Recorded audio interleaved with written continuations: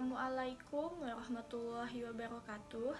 Perkenalkan, nama saya Adelia Rahmananda dengan NIM 20302070208 dari kelas A, Program Studi Ilmu Administrasi Negara, Fakultas Ilmu Sosial dan Ilmu Politik, Universitas Palangkaraya.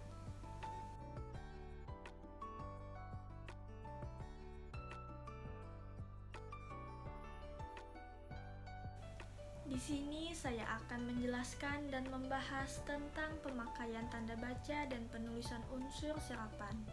Pertama-tama saya akan menjelaskan tentang pemakaian tanda baca. Tanda baca yang pertama adalah tanda titik. Tanda titik dipakai pada akhir kalimat pernyataan. Tanda titik dipakai di belakang angka atau huruf dalam suatu bagan, ikhtisar, atau daftar.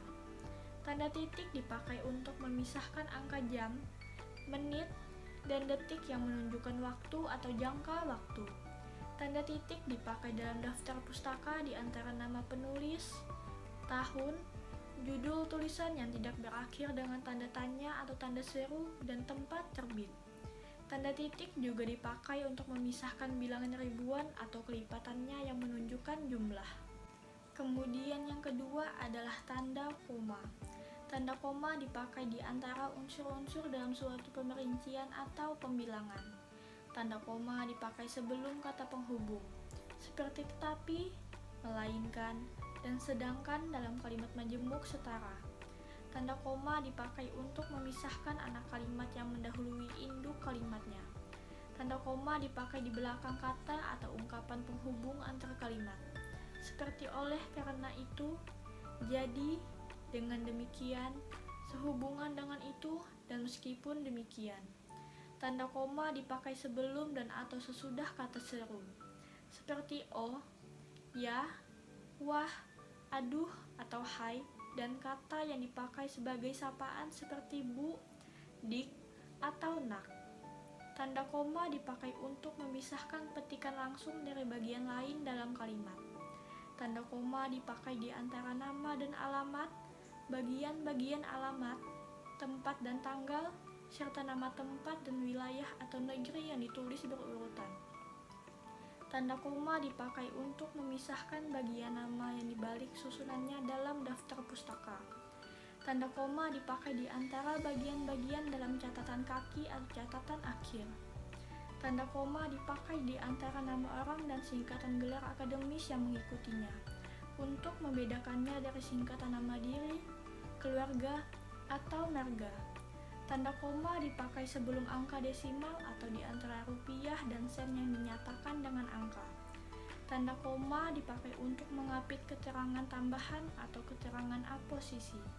Tanda koma dapat dipakai di belakang keterangan yang terdapat pada awal kalimat untuk menghindari salah baca atau salah pengertian. Kemudian yang ketiga adalah tanda titik koma. Tanda titik koma dapat dipakai sebagai pengganti kata penghubung untuk memisahkan kalimat setara yang satu dari kalimat setara yang lain di dalam kalimat majemuk. Tanda titik koma dipakai pada akhir perincian yang berupa klausa. Tanda titik koma juga dipakai untuk memisahkan bagian-bagian pemerincian dalam kalimat yang sudah menggunakan tanda koma. Kemudian yang keempat adalah tanda titik dua. Tanda titik dua dipakai pada akhir suatu pernyataan lengkap yang diikuti pemerincian atau penjelasan. Tanda titik dua tidak dipakai jika perincian atau penjelasan itu merupakan pelengkap yang mengakhiri pernyataan. Tanda titik dua dipakai sesudah kata atau ungkapan yang memerlukan pemberian. Tanda titik dua dipakai dalam naskah drama sesudah kata yang menunjukkan pelaku dalam percakapan. Tanda titik dua dipakai di antara jilid atau nomor dan halaman, surah dan ayat dalam kitab suci, judul dan anak judul suatu karangan, serta nama kota dan penerbit dalam daftar pustaka. Kemudian yang kelima adalah tanda hubung. Tanda hubung dipakai untuk menandai bagian kata yang terpenggal oleh pergantian baris. Tanda hubung dipakai untuk menyambung unsur kata ulang. Tanda hubung dipakai untuk menyambung tanggal, bulan, dan tahun yang dinyatakan dengan angka atau menyambung huruf dalam kata yang dieja satu-satu. Tanda hubung dapat dipakai untuk memperjelas hubungan bagian kata atau ungkapan. Tanda hubung dipakai untuk merangkai se dengan kata berikutnya yang dimulai dengan huruf kapital. Tanda hubung dipakai untuk merangkai ke dengan angka. Tanda hubung dipakai untuk merangkai angka dengan an. Tanda hubung dipakai untuk merangkai kata atau imbuhan dengan singkatan yang berupa huruf kapital. Tanda hubung dipakai untuk merangkai kata dengan kata ganti Tuhan. Tanda hubung dipakai untuk merangkai huruf dan angka dan pedoman umum ejaan bahasa Indonesia. Tanda hubung dipakai untuk merangkai kata ganti ku, mu, dan nya dengan singkatan yang berupa huruf kapital. Tanda hubung dipakai untuk merangkai unsur bahasa Indonesia dengan unsur bahasa daerah atau bahasa asing. Tanda hubung digunakan untuk menandai bentuk terikat yang menjadi objek bahasan. Kemudian yang keenam adalah tanda pisah. Tanda pisah dapat dipakai untuk membatasi penyisipan kata atau kalimat yang memberi penjelasan di luar bangun kalimat. Tanda pisah dapat dipakai juga untuk menegaskan adanya keterangan aposisi atau keterangan yang lain. Tanda pisah dipakai di antara dua bilangan, tanggal, atau tempat yang berarti sampai dengan atau sampai ke.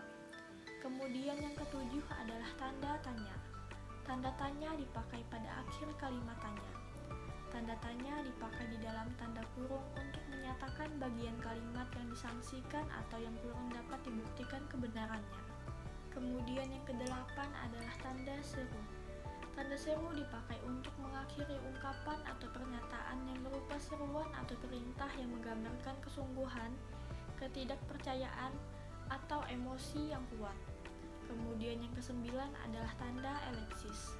Tanda elipsis dipakai untuk menunjukkan bahwa dalam suatu kalimat atau kutipan ada bagian yang dihilangkan.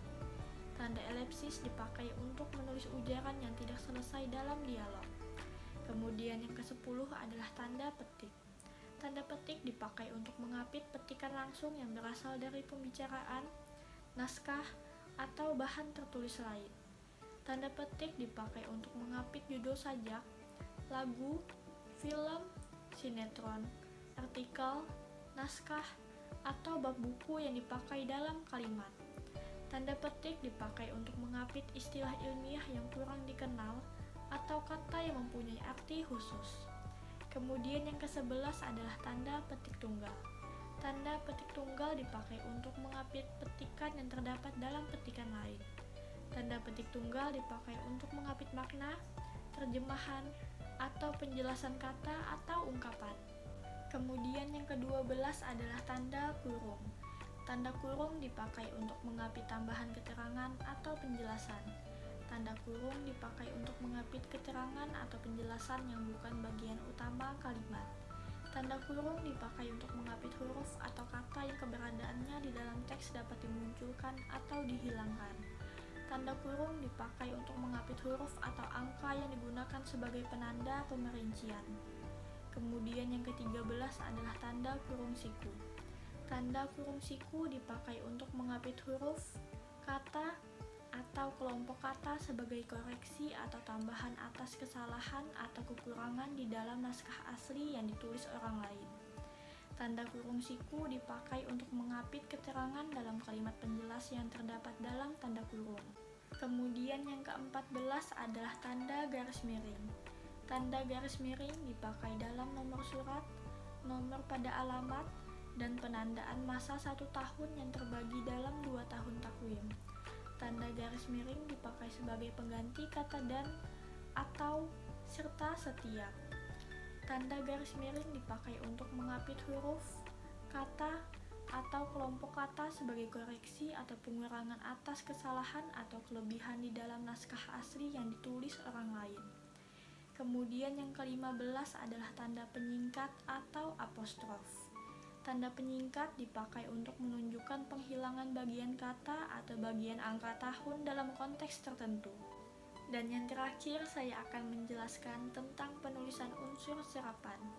Dalam perkembangannya, bahasa Indonesia menyerap unsur dari berbagai bahasa, baik dari bahasa daerah maupun bahasa asing. Berdasarkan taraf integrasinya, Unsur serapan dalam bahasa Indonesia dapat dibagi menjadi dua kelompok besar. Pertama, unsur asing yang belum sepenuhnya terserap ke dalam bahasa Indonesia. Unsur-unsur itu dipakai dalam konteks bahasa Indonesia, tetapi cara pengucapan dan penulisannya masih mengikuti cara asing. Kedua, unsur asing yang penulisan dan pengucapannya disesuaikan dengan kaidah bahasa Indonesia. Dalam hal ini, penyerapan diusahakan agar ejaannya diubah seperlunya sehingga bentuk Indonesianya masih dapat dibandingkan dengan bentuk asalnya. Demikianlah penjelasan saya mengenai pemakaian tanda baca dan penulisan unsur serapan. Apabila ada kesalahan kata, mohon dimaafkan. Assalamualaikum warahmatullahi wabarakatuh.